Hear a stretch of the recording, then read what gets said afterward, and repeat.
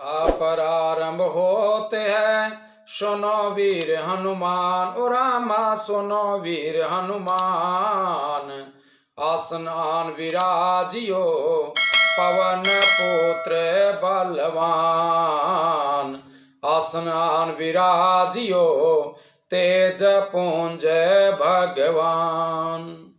हम आपको आज जो कथा सुना रहे हैं वो कथा अरण्य कांड की है और वाल्मीकि रामायण से है, जिसमें प्रभु श्री रामचंद्र जी जब सुतीक्षण मुनि के आश्रम से अगस्त ऋषि के आश्रम की तरफ जाते हैं, तब रास्ते में अगस्त ऋषि के भाई का आश्रम आता है और उसके बारे में प्रभु श्री रामचंद्र जी लक्ष्मण से कहते हैं कि हे भैया, जैसा मैंने सुतीक्षण मुनि के द्वारा सुना था उससे मालूम होता है कि अगस्त जी के भाई का यह आश्रम आ गया है।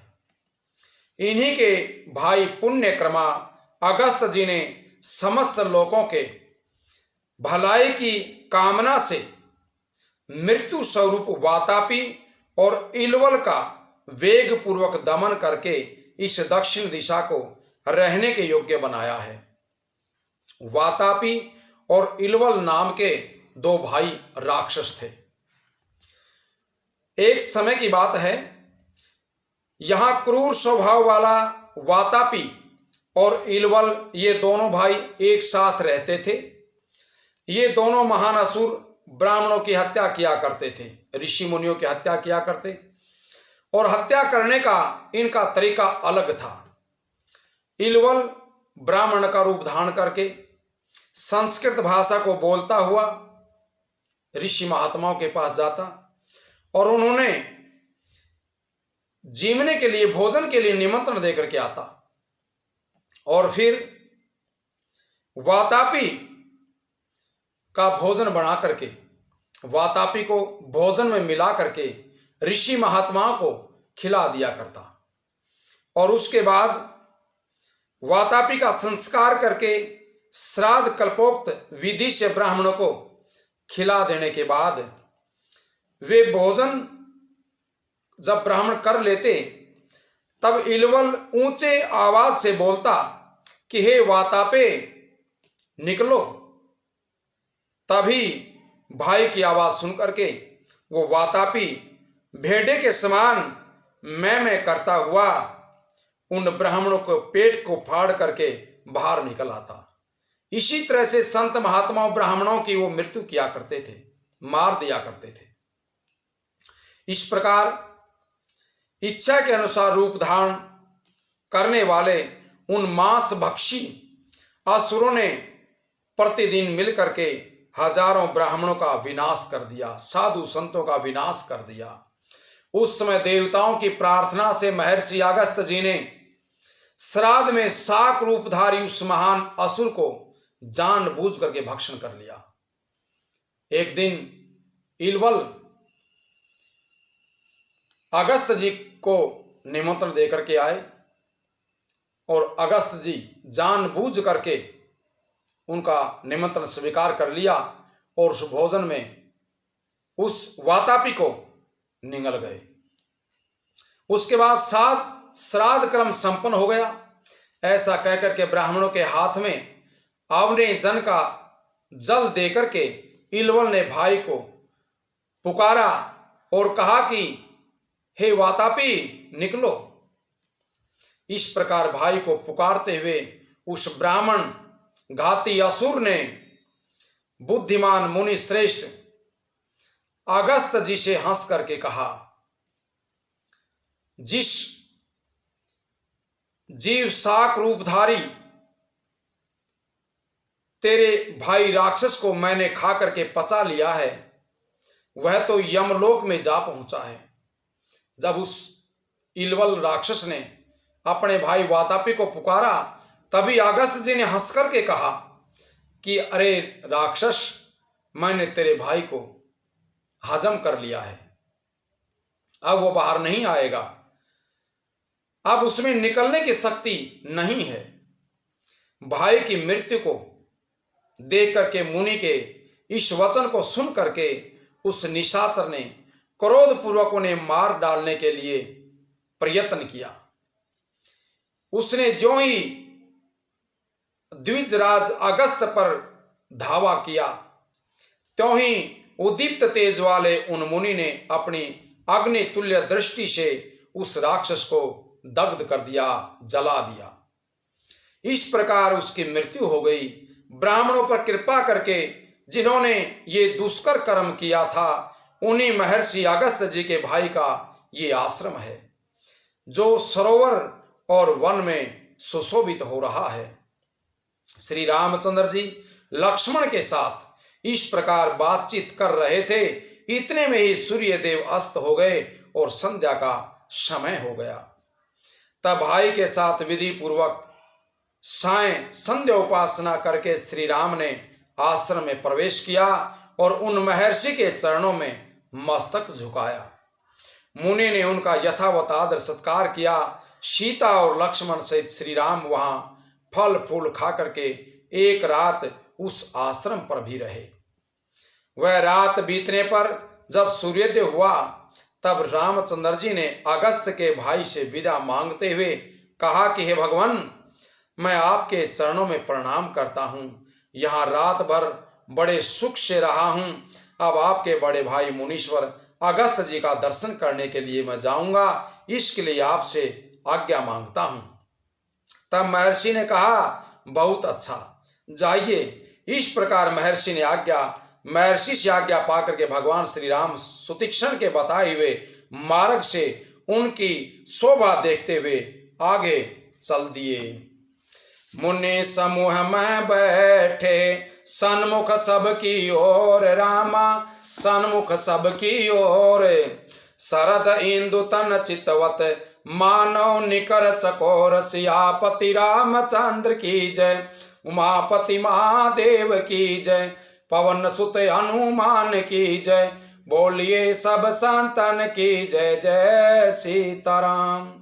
मुनियों के समूह में जब प्रभु श्री रामचंद्र जी अगस्त मुनि के आश्रम पर पहुंच जाते हैं, वहां काफी ऋषि मुनि बैठे हुए हैं। सभी भगवान के सामने देख रहे हैं और प्रभु श्री रामचंद्र जी ने सभी के सामने बैठ करके अलग अलग अपने प्रतिमा बना करके, अपने रूप अलग अलग बना करके सभी संतों के सामने दिखाई दे रहे हैं और सभी ऋषि मुनि टकटकी लगाए हुए प्रभु के मुख को देख रहे हैं। तब रघुबीर कहा मुनि पाही, तुम सन प्रभु दुराव कछु नाहि। तुम जानहु जहि कारण आयहु, ताते तातन कही समुझायहु। तब श्री रामचंद्र जी ने मुनि से कहा कि हे प्रभु, आपसे जो कुछ छिपाव है नहीं। मैं जिस कारण से आया हूं वो आप जानते ही हैं। इसी से हे तात मैंने आपसे समझा करके कुछ नहीं कहा है। अब सो मंत्र देहु प्रभु मोहि, जहि प्रकार मारऊ मुनि द्रोही। मुनि मुसुकाने सुनी प्रभु बानी, पूछो नाथ मोहि का जानी। हे प्रभु, अब आप मुझे वही सलाह दीजिए जिस प्रकार मैं मुनियों के द्रोही राक्षसों को मारूं, उनका सर्वनाश कर दूं। प्रभु की वाणी सुनकर के मुनि मुस्कुराए और बोले कि हे नाथ, आपने क्या समझ करके मुझसे ये प्रसन्न किया है। तुम्हारे ही भजन प्रभाव अगारी, जानव महिमा कछुक तुम्हारी। हे पापों का नाश करने वाले, मैं तो आप ही के भजन के प्रभाव से आपकी कुछ थोड़ी सी महिमा जानता हूं। उमरी तरु विशाल तब माया, फल ब्रह्मांड अनेक निकाया। आपकी माया गुल्लर के विशाल वृक्ष के समान है, अनेकों ब्रह्मांडों के समूह ही जिसके फल हैं। जीव चराचर जंतु समाना, भीतर बसाइन जा नहीं आना। चरोरचर जीव गुल्लर के फल के भीतर रहने वाले छोटे छोटे जंतुओं के समान उन ब्रह्मांड रूपी फलों के भीतर बसते हैं और ते फल भक्षक कठिन कराला, तब भय डरत सदा सौ काला। अपने उस छोटे से जगत के सिवा दूसरा कुछ नहीं जानते। उन फलों का भक्षण करने वाला कठिन और कराल काल है। वह काल भी सदा आपसे भयभीत रहता है। ते तुम सकल लोकपति साई, पूछो मोहि मनुज की नाई। यह वर मांगौ कृपा निकेता, बसौ हृदय श्री अनुज समेता। उन्हीं सामने समस्त लोकपालों के स्वामी होकर भी मुझसे मनुष्य की तरह आप प्रसन्न कर रहे हैं। हे कृपा के धाम, मैं तो ये वर मांगता हूं कि आप श्री सीता जी और छोटे भाई लक्ष्मण सहित मेरे हृदय में सदा निवास करें। अविरल भगति विरति सत्संगा, चरण सरोरुह प्रीति अभंगा। यद्यपि ब्रह्म अखंड अनंता, अनुभव गाम भजै जहि संता। मुझे प्रगाढ़ भक्ति वैराग्य सत्संग और आपके चरण कमलों में अटूट प्रेम प्राप्त हो। यद्यपि आप अखंड और अनंत ब्रह्म हैं, जो अनुभव से ही जानने में आते हैं और जिनका संत जन भजन करते हैं। अस तव रूप बखानौ जानौ, फिरी फिरी सगुण ब्रह्म रति मानौ। संतत दासन देहु बड़ाई, ताते मोहि पूछें रघुराई। यद्यपि मैं आपके ऐसे रूप को जानता हूं और उसका दर्शन भी करता हूं, तो भी लौट लौट करके मैं सगुण ब्रह्म में आपके इस सुंदर स्वरूप में ही प्रेम मानता हूं। आप सेवकों को सदा ही बढ़ाई दिया करते हैं। इसी से हे रघुनाथ जी, आपने मुझसे पूछा है प्रभु परम मनोहर ठाऊं, पावन पांच वटी तेहि नाऊं। दंडक बन पुनीत प्रभु करहूं, उग्र साप मुनिबर कर हरहूं। हे प्रभु, एक परम मनोहर और पवित्र स्थान है, उसका नाम पंचवटी है। हे प्रभु, आप दंडक वन को, जहां पंचवटी है, पवित्र कीजिए और श्रेष्ठ मुनि गौतम जी के कठोर शाप को हर लीजिए। बास करहूं तह रघुकुल राया, कीजे सकल मुनिन पर दाया।